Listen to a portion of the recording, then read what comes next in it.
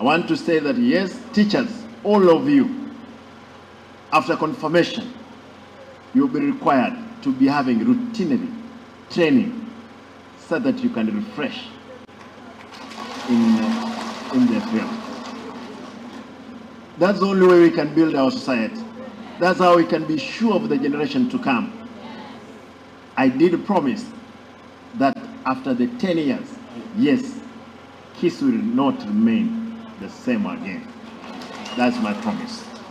We endeavor, again, to make it to happen to the generations to come. Our children and children will be happy that the foundation will have put in place, it will stand. And as part of our resolve to address all pending staff matters, the Public Service Board has also been tasked to consider the cases of nurses who were dismissed from service in unclear circumstances about 2 years ago. I want to direct, again, there is so many of these cases you have had.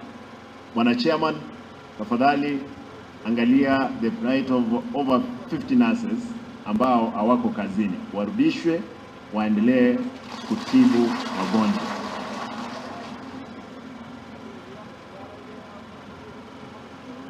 Allow me to,